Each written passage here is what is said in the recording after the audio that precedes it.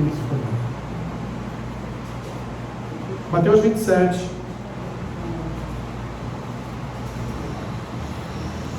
A partir do versículo 45.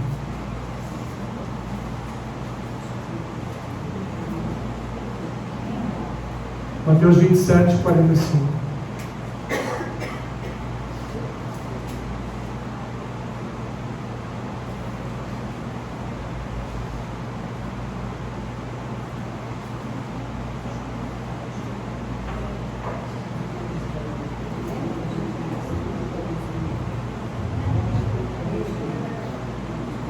Amém? A morte de Jesus. Acompanhe a leitura, por favor. Desde a hora sexta até a hora nona, houve trevas sobre toda a terra. Por volta da hora nona, clamou Jesus em alta voz, dizendo: Eli, Eli, lama sabachthani, que quer dizer: Deus meu, por que me desamparaste? E alguns dos que ali estavam ouvindo isto diziam: Ele chama por Elias. E logo um deles correu a buscar uma esponja, e tendo-a embebido de vinagre e colocado na ponta de um caniço, deu-lhe a beber. Os outros, porém, diziam: Deixa, vejamos se Elias vem salvá-lo. E Jesus, clamando outra vez com grande voz, entregou o Espírito.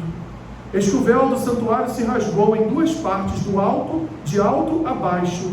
Tremeu a terra, fenderam-se as rochas, abriram-se os sepulcros, e muitos corpos de santos que dormiam ressuscitaram. E saindo dos sepulcros depois da ressurreição de Jesus, entraram na cidade santa e apareceram a muitos. O centurião, os que com ele guardavam a Jesus, vendo o terremoto e tudo o que se passava, ficaram possuídos de grande temor e disseram: verdadeiramente este era o Filho de Deus. Estavam ali muitas mulheres, observando de longe. Eram as que vinham seguindo a Jesus desde a Galiléia para o servirem. Entre elas estavam Maria Madalena, Maria, mãe de Tiago e de José, e a mulher de Zebedeu. Até aqui, meus irmãos. Pai, esta é a tua palavra para esta noite, trazendo exatamente aquilo que aconteceu ao nosso Senhor Jesus. Abençoa-nos com esta porção da tua palavra, em nome de Jesus. Amém. Poder sentar.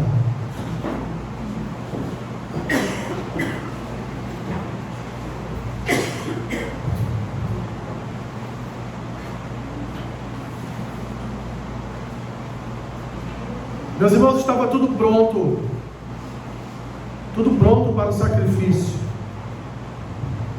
A lenha do holocausto, fogo, cutelo. Pai e filho caminhavam juntos para o lugar onde Deus indicara para realizarem o sacrifício. Pelo caminho, o jovem se dá conta de que estamos caminhando, mas onde está o animal para o sacrifício? Mas seu pai responde: filho, Deus providenciará o animal para o sacrifício. No local tudo está preparado, mas no momento em que o pai deitou o seu filho no lugar de imolar, o Senhor interrompe esta ação e providencia o animal que deveria ser sacrificado. Essa é a história de quem? De quem? Só 3 pessoas responderam. Essa é a história de quem? Ih, mas vocês estão com fome? Essa é a história de quem? Estão em dúvida?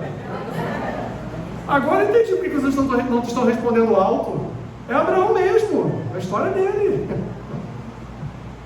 Agora eu entendi. Falei: eles não estão querendo responder, não estão querendo obedecer o pastor? A história é essa. Meus irmãos, esse é um pano de fundo para a maior história de um homem aqui na terra, que é a história do nosso Senhor, a história do nosso Salvador. E por que, meus irmãos, eu trouxe resumidamente a história de Abraão e seu filho? Melhorou um pouquinho, Isaac, exatamente. Porque foi exatamente isso, meus irmãos, que Deus fez por nós. No momento em que o Salvador estava na cruz, Deus não falou: não, para, que eu vou colocar outro no lugar. Não foi isso que aconteceu. Cristo cumpriu exatamente o propósito que estava descrito, que seria futuramente cumprido ali na história de Abraão com seu filho Isaque. Uma demonstração de um amor inigualável. Olha que Abraão ia imolar o filho mesmo, hein? Mas ele não imolaria Isaque por causa da nação, ou por causa de outros. Ele só faria isso porque Deus havia determinado que ele fizesse. Mas talvez se Deus dissesse assim: olha, Isaque precisa morrer para que todos os povos que estão ao seu redor aí sejam salvos. Não sei se Abraão faria, né? Aliás, eu não faria. Talvez você também não fizesse. O Senhor providenciou, meus irmãos, um sacrifício perfeito, vicário, ou seja, único, para ocupar o nosso lugar. A Páscoa, portanto, para nós cristãos, é um momento de quê? De relembrar a conclusão da paixão do nosso Senhor Jesus Cristo, porque na cruz Ele encerrou definitivamente a separação que havia entre nós e o Pai. Na cruz Ele encerrou imediatamente a desobediência e rebeldia do povo de Deus contra o Pai, porque ali Ele nos justificou, nos reconciliou, e na sua morte nós fomos perdoados em todos os nossos pecados, porque Ele levou sobre si cada pecado de cada homem e cada mulher, desde o primeiro homem, desde a primeira mulher até o último homem e a última mulher a morrer ou a nascer aqui nesta terra. Aquele lugar, meus irmãos, chamado cruz ou Calvário, deveria ter sido ocupado por todos nós. Essa era a justiça a ser feita. Nós é que deveríamos ter sido condenados pelos nossos pecados, pelas nossas iniquidades. Mas hoje, meus irmãos, graças a Deus que em Cristo Jesus nos concedeu vitória, hoje nós somos livres desta morte eterna, porque a morte de Jesus, meus irmãos, interrompeu uma futura morte eterna que estava sobre a nossa vida. Porque na morte de Jesus os nossos pecados foram perdoados, expiados. Nos foi dado através da sua morte livre acesso a Deus. Foi nos dado através da sua morte reconciliação e justificação. Voltamos a sermos chamados de filhos. A nossa filiação foi restabelecida. Nós fomos enxertados na árvore familiar do nosso Deus. Temos livre acesso, fomos reconciliados, fomos justificados. Nossa filiação foi restabelecida em Deus e a salvação eterna nos alcançou por meio da graça e do lavar regenerador do sangue de Jesus. Isso tem um significado para nós. Nós estávamos perdidos em nossos delitos e pecados. Nós jamais poderíamos nos salvar. Nós não salvaríamos a nós mesmos. Era necessário o Senhor entregar a sua própria vida para nos salvar. Meus irmãos, no dia que tudo isso aconteceu, o que nós vemos aqui no cenário contado por Mateus é que as trevas dominaram todo o contexto, as trevas dominaram toda a terra naquele dia, como num filme apocalíptico. A natureza chorou o sacrifício do seu Senhor e Criador, porque Deus derramou do seu cálice, e não ficou uma só gota da ira de Deus no cálice. Ele derramou todo o cálice da sua ira sobre o seu próprio Filho, e as transgressões de toda a humanidade estavam caindo ou recaindo sobre o seu Filho, ferindo a sua alma a tal ponto dele se sentir até mesmo desamparado pelo seu Pai, não é? Eli, Eli, lama sabachthani. Deus meu, por que eu estou aqui sozinho? Por que o Senhor me deixou só? Por que o Senhor me abandonou? E nós vemos aqui, meus irmãos, nessa passagem, nesta narrativa, 3 particularidades aqui que nos chamam a atenção, que saltam aos nossos olhos. Primeiro, no versículo 46, quando o Senhor Jesus, ele exclama em alta voz, ele diz: Eli, Eli, lama sabachthani, que quer dizer: Deus meu, por que o Senhor me desamparou? Porque o Senhor me deixou só. E nós olhamos para isso, meus irmãos, e pensamos, que mistério é esse? Se você olhar todos os autores que já escreveu sobre esta pergunta que Jesus faz ao Pai, cada um deles vai dar uma respostinha diferente. Porque na verdade isso aqui é um grande mistério. Uns dizem que Deus se voltou de costas para o seu filho. Outros dizem que Deus retirou a sua presença do seu filho. E aí o que passa disso aí, a gente já chega no campo da heresia, né? Outros dizem outras coisas que já são coisas heréticas. Mas nós verdadeiramente não sabemos aqui o real significado desta pergunta de Jesus, porque isso aqui, meus irmãos, é um mistério. Porque pensarmos na alternativa de Deus ter voltado as costas para o seu filho, nós então não servimos um Deus assim que é tão amoroso, né? Porque como ele viraria as suas costas para o seu próprio filho? A outra alternativa de Deus ter se retirado da presença de Jesus é impossível, porque dentro dos seus atributos, Deus é onipresente. Deus está em todos os lugares. Mas essas são palavras notáveis, meus irmãos, que Jesus pronunciou antes da sua morte. É como se ele estivesse dizendo para o povo o seguinte: olha, quando nós estamos morrendo, se você está morrendo sem Deus, é terrível. Como, meus irmãos, sondar, reconhecer, conhecer, explicar estas palavras? Porque aqui, meus irmãos, nesse exato momento, não era só a dor corporal o motivo de Jesus fazer essa pergunta. Jesus sofria ali sobre si mesmo uma pressão que nenhum outro homem poderia sofrer.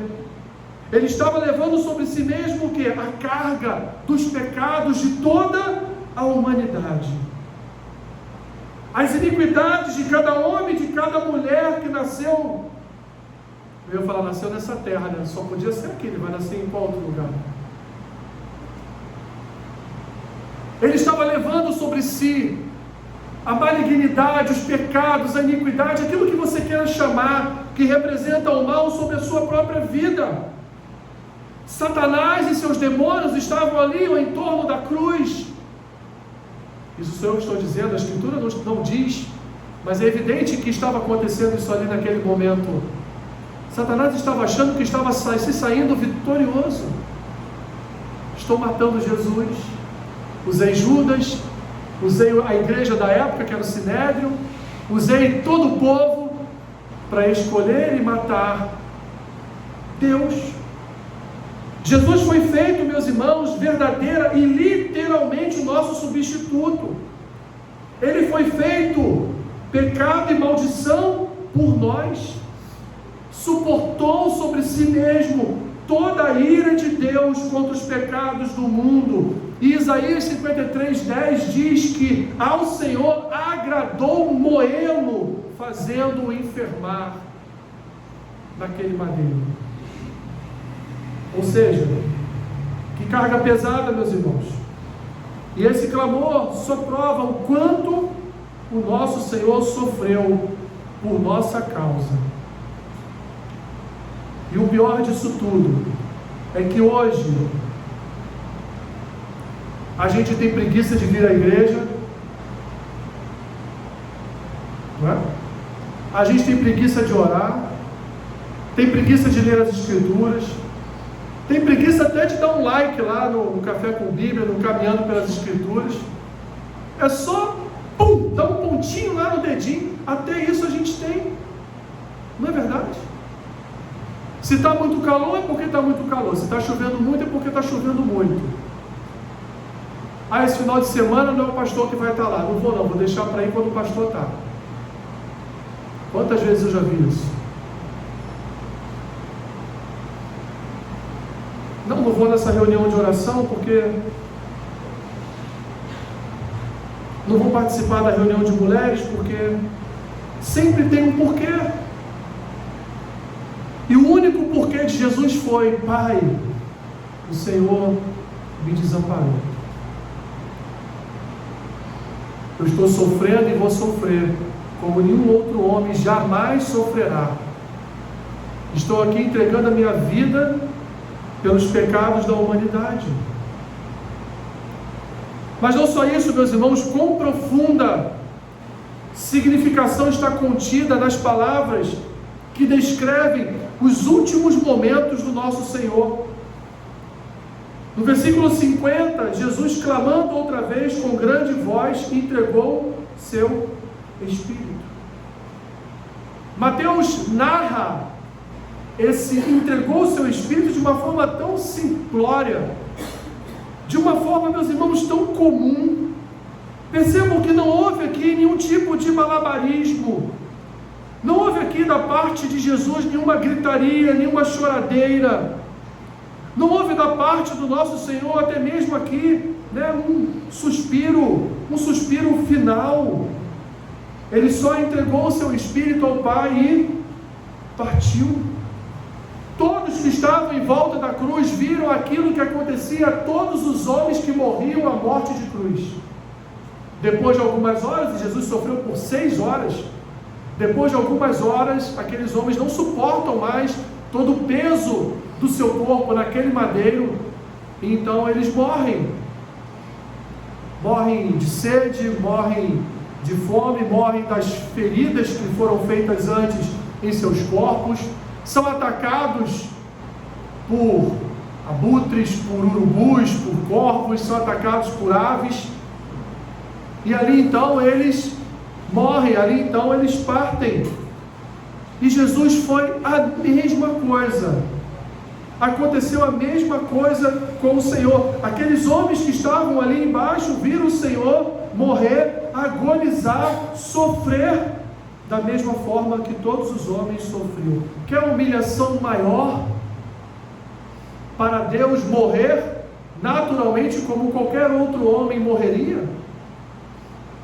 Como diz Paulo aos Filipenses, essa humilhação do Senhor Jesus, ele em nenhum momento se aventurou, rogou pelo fato de ele ser o Senhor, dele ser Deus. Não, ele entregou a sua vida.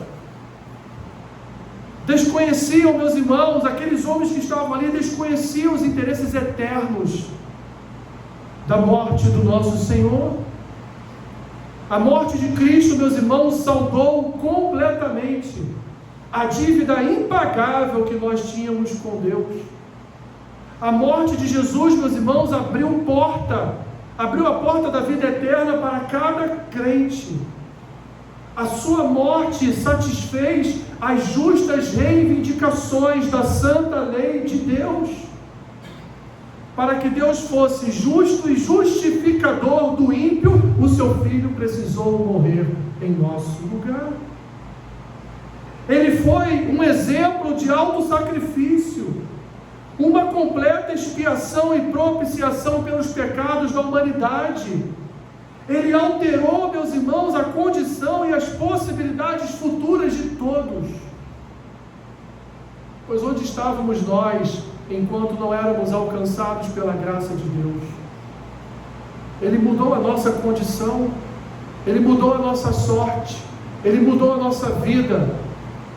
Jesus, Ele mudou toda a nossa história, nos alcançando com a sua morte e ressurreição. Abriu, meus irmãos, para o mundo uma fonte purificadora para todo pecado e imundícia. Foi uma vitória completa sobre Satanás, despojando principados e potestades, que Paulo vai dizer lá aos Efésios, que estão debaixo dos pés de Cristo, mas também estão debaixo dos pés da igreja, que reina com Cristo nos lugares celestiais. Fez expiação e propiciação pelos pecados da humanidade, meus irmãos. Deus enviou o seu Filho, o seu próprio Filho, para o famoso dia da expiação, onde todos os pecados, através do derramar do sangue de um animal, eram perdoados no arraial de Israel. Mas agora todos os nossos pecados foram perdoados pelo sacrifício do Cordeiro perfeito. Agora não precisamos mais, meus irmãos, matar animais. Não precisamos mais chegar na igreja ou chegar no templo e comprarmos lá, das mãos de sacerdotes, das mãos de fariseus, saduceus e escribas, uma pombinha para ofertar pelo nosso pecado, ou um cordeiro, ou um cabrito, ou um bode para quem tinha menos condição financeira. Nós não precisamos mais ir para o templo levando os nossos animais, ou nas costas, ou então nos nossos braços, para que o sumo sacerdote o sacrificasse num dia especial do ano, para expiar os pecados de todos nós. Nós não precisamos mais isso, porque o nosso sumo sacerdote eterno já realizou esta obra definitivamente para as nossas vidas. Em terceiro lugar, meus irmãos, nós vamos ver uma série de milagres notáveis acontecendo na hora da morte do nosso Senhor, inclusive uma bem no interior do templo judaico, versículo 51. Eis que o véu do santuário se rasgou em duas partes, de alto e abaixo, tremeu a terra, fenderam-se as rochas, abriram-se os sepulcros, e muitos corpos de santos que dormiam ressuscitaram, e saindo dos sepulcros depois da ressurreição de Jesus, entraram na cidade santa e apareceram a muitos. Imagina isso, meus irmãos, você está lá em Jerusalém andando pelas ruas, daqui a pouco do teu lado passa Elias. Imagina tu está lá no mercadinho em Jerusalém, comprando um milho de pipoca para comer à noite, vendo Netflix lá com a tua família. Aí está Moisés do teu lado com o cajado. Imagina, meus irmãos, o que foi isso? Mateus não nos dá muitos detalhes, mas o que ele nos conta é que as sepulturas foram abertas, e santos saíram das sepulturas e andaram pelas ruas de Jerusalém. Meus irmãos, isso aqui não é um texto que você lê e você, pô, legal, bacana, né? Não é. Imagina o povo olhando e vendo quem é aquele, quem é aquele outro, e aquele outro ali, ao ponto de no versículo 54, o centurião e os guardas que ali estavam com ele, vendo tudo aquilo acontecer, o terremoto, o tempo fechado, olharem para tudo aquilo e pensarem, e eram romanos, hein? Eram romanos, verdade, esse cara ali é filho de Deus mesmo. Imagina, meus irmãos, todos esses acontecimentos, a natureza chorando, a natureza colocando para fora toda a sua ira contra a humanidade naquele dia. E o melhor de tudo, imagina o sumo sacerdote abrindo as portas do templo. Ele abre, e aí ele olha lá para o final,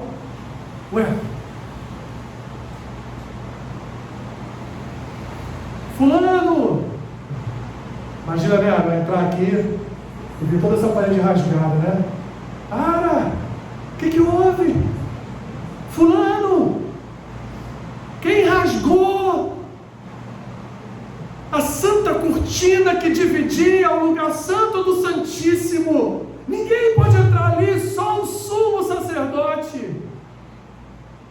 Imagina o susto daqueles homens ao colocarem o pé no templo e verem aquele véu rasgado do alto a baixo. E, meus irmãos, não era uma cortininha que você tem em casa, não. Você sabe o que era o véu? Você sabe o que era essa cortina? Ela pesava quilos, ela era gigantesca, ela era altíssima, ela era de um fino linho, bordada. Não era uma cortininha, aquelas cortininhas de boxe de banheiro, né? Não era aquilo, não. Aquilo, para ser rasgado, só uma espada muito afiada. Imagina esses homens entrando naquele lugar, olhando lá para o início do templo e vendo toda a cortina rasgada no chão. E eles olham lá para dentro, o Santo dos Santos. Eu imagino que alguns tenham até fugido, só para não olhar lá para dentro. Mas foi mais um milagre que aconteceu, meus irmãos. O rompimento do véu que proclamava o fim da lei cerimonial, o fim das cerimônias, dos rituais judaicos. Aquilo foi rasgado de cima a baixo, representando, meus irmãos, agora um Deus acessível a todos nós. Um Deus que nós não precisamos buscar a presença dele através das orações de sacerdotes. Nós podemos, como o próprio Senhor Jesus nos ensinou, no nosso quarto, trancada a nossa porta, os nossos joelhos ali, falarmos em mistério com o nosso Pai, em silêncio com o nosso Pai, e o nosso Pai silenciosamente nos ouvindo.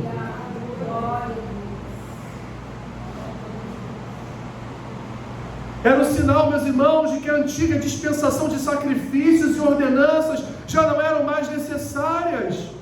E o livro de Hebreus vai falar muito a respeito disso. Não havia mais a necessidade de um sumo sacerdote, de aspersão de sangue, de propiciatórios terrenos. Não precisava mais de oferta de incenso, nem do dia da expiação. Porque o verdadeiro sumo sacerdote tinha finalmente aparecido e feito o sacrifício perfeito e vicário por cada um de nós. O rompimento do véu, meus irmãos, proclamava a abertura do caminho da salvação para toda a humanidade. Nós sabemos, porque nós não somos adeptos do universalismo, sabemos que não será toda a humanidade salva. Mas a oportunidade foi dada a toda a humanidade. O caminho para a salvação foi oportunizado a todos. Porque antes disso, meus irmãos, estava tudo obscuro aos gentios, estava tudo nebuloso aos judeus. Mas agora todos foram convidados a aproximarem-se de Deus com ousadia e a vir à presença dele em confiança. Imagina vocês que coisa chata, né? Você tem que pegar um animal seu lá do seu quintal e com ele nos seus braços ir até o templo e lá no templo entregar nas mãos de um secretário do sumo sacerdote para expiar os seus pecados. Não é? Imagina que coisa chata. Imagina que coisa cansativa para todos. Imagina o cheiro daquele lugar, com animais mortos, com sangue aspergido. Imagina os dias de festa em Jerusalém, o quanto que aquela cidade cheirava mal. Mas agora, meus irmãos, agora a igreja cheira bem, né? Nós não precisamos mais fazer isso, porque Jesus foi o nosso sacrifício perfeito. Para concluir, meus irmãos, a morte de Cristo nos reconciliou com Deus. Nós éramos inimigos do Senhor. Quando nós olhamos toda a história do Antigo Testamento, quando fecha o Antigo Testamento na profecia de Malaquias, se você não conhece ainda o Novo Testamento, você pensa assim: o que vai ser de mim? Porque ele criou um homem que foi rebelde contra ele, pecou contra ele. A partir de então, a Escritura ensina que todos são pecadores diante de Deus. Deus passou toda a história de um povo, conduzindo um povo à santidade. E esse povo se afastou da presença de Deus. Esse povo foi rebelde, foi desobediente o tempo todo, ao ponto de Deus derramar um pouco do cálice da sua ira sobre aquele povo e levá-los a um cativeiro de 70 anos. Esse povo volta reconstrói uma cidade, reconstrói um templo, embora esse templo não seja o mesmo de Salomão, mas reconstrói tudo, mas continuam rebeldes. Você termina a profecia de Malaquias e você pensa: o que será de mim? Eu sou desobediente, eu sou um rebelde contra Deus, eu não tenho jeito. Se Deus não fizer algo milagroso no meu coração, eu não tenho jeito. Nós terminamos o Antigo Testamento, meus irmãos, olhando para um único lugar, o inferno, porque era a única coisa que nós merecíamos, era o inferno. Às vezes temos a tendência de olhar para aquele povo e pensar: mas que povo burro, né? Deus fez tanta coisa. Muito mais burro sou eu, que tenho o exemplo daquele povo e ainda insisto em pecar.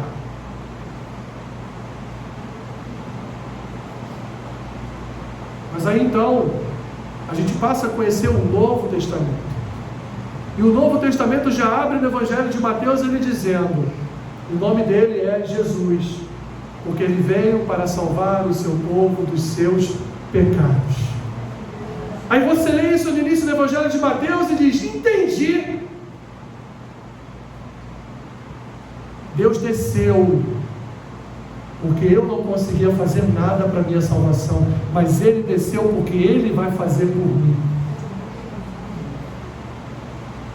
A morte de Cristo nos reconciliou com Deus, e só a morte de Cristo é capaz de nos reconciliar com Deus. Só a morte de Cristo foi capaz de pagar o escrito de dívida que nós tínhamos com Deus. A sua morte, meus irmãos, expiou e perdoou os nossos pecados. Todo o Antigo Testamento sempre haviam sacrifícios de animais para expiação de pecados. E o que acontecia alguns meses depois? Aquela mesma pessoa voltava lá, para quê? Para comprar mais um animal, para expiar mais um pecado dela. Todo o Antigo Testamento nos prova que a nossa condição era uma condição de que nós jamais cumpriríamos as Escrituras. Jamais seríamos capazes de cumprir as Escrituras. Era necessário que alguém diferente de nós cumprisse a palavra por nós. Era necessário que alguém diferente de nós fosse sacrifício definitivo por nós, para que fôssemos perdoados e novamente reconciliados com Deus e lavados e remidos dos nossos pecados. A sua morte, meus irmãos, foi um evento sobrenatural. O que aconteceu naquela tarde de sexta-feira em Jerusalém e nos arredores de Jerusalém foram eventos sobrenaturais. Alguns ateus vão dizer: mas foi coincidência, logo na morte dele ali, na hora da morte dele tem um terremoto. Foi só uma coincidência. O véu se rasgou lá no templo, foi uma coincidência também. Talvez já tivesse cheio de cupim, né? Talvez já tivesse muito usado, muito velho, rasgou, foi sem querer. Mas Paulo vai dizer, na sua primeira carta aos Coríntios, capítulo 15, que depois da ressurreição de Cristo, mais de 500 pessoas viram o Senhor. Mas isso é para domingo à noite, que nós estamos falando da morte dele. Ele ainda não ressuscitou, ele morreu. E morreu com eventos sobrenaturais acontecendo ao seu redor. A sua morte, meus irmãos, como eu já disse aqui, resgatou nossa dívida com Deus. E nossa dívida com Deus, meus irmãos, não tinha real que pagasse. Era impagável. Qualquer coisa que você fizesse não pagaria a sua dívida. Eu não pagaria a minha dívida com Deus. Qualquer coisa que fizesse. Por isso que não é por obras de homens, mas é pela graça de Deus. Porque, meus irmãos, se fosse pelas nossas obras, até os espíritas seriam salvos, né? Se fosse assim.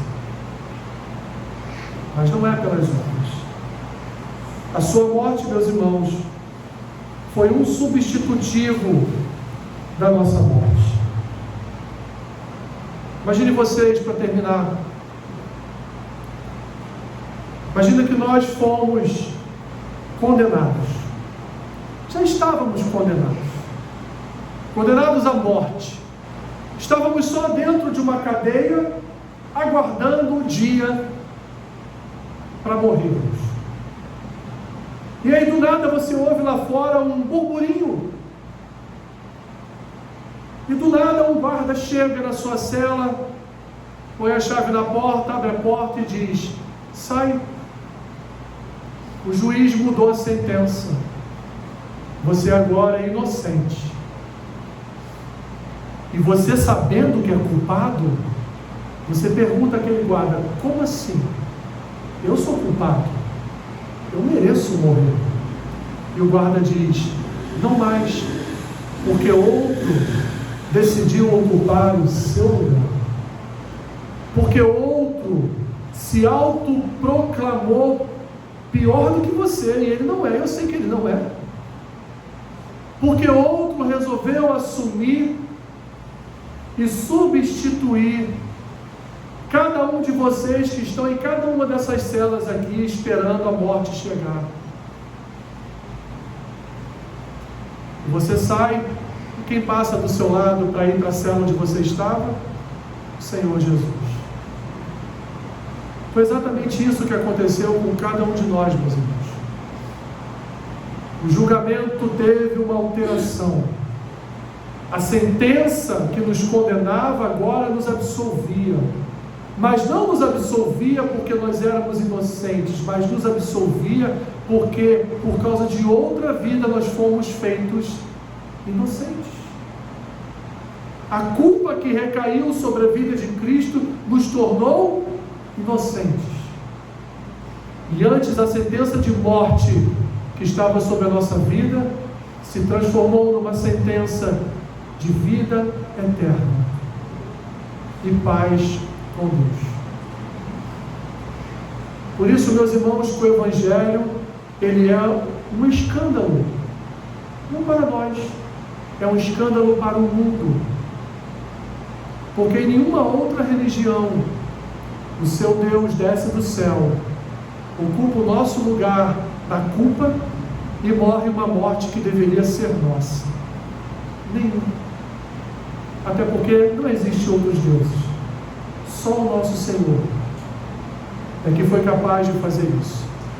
E só um Deus de amor é capaz de entregar o seu Filho para morrer no lugar dos seus inimigos, dos seus adversários, daqueles que eram rebeldes contra Ele.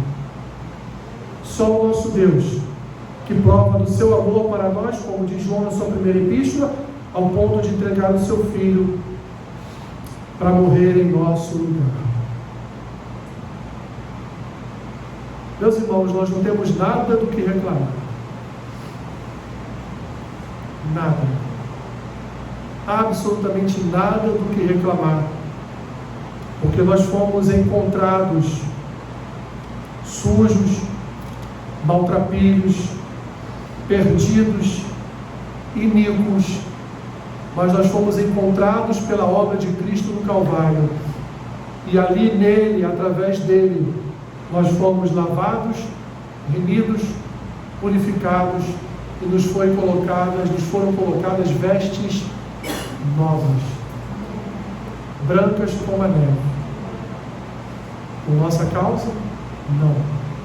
Por causa daquele que ocupou o nosso lugar naquele madeiro. Sua morte nos reconciliou com Deus. Sua morte expiou e perdoou os nossos pecados. Sua morte foi um evento sobrenatural. Sua morte resgatou nossa dívida com Deus. E sua morte substituiu a nossa morte. Glórias ao Senhor Jesus. Louvado seja o Senhor Jesus. Obrigado, Senhor, por nos salvar. Obrigado, Senhor, porque nós não merecíamos.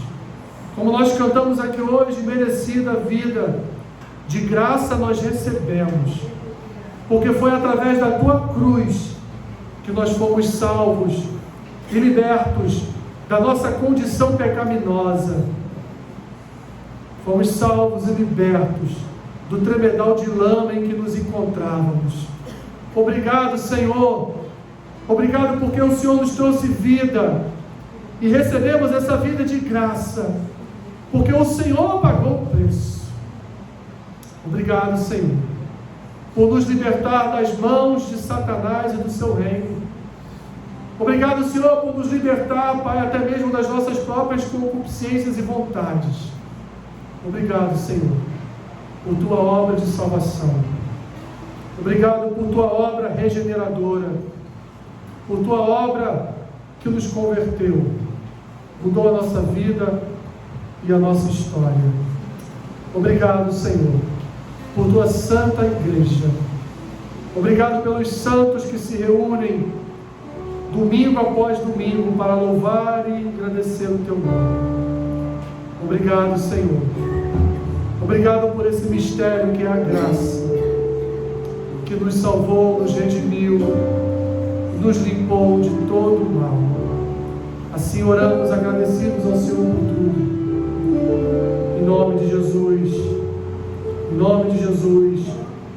Amém. Amém. Mude de posição.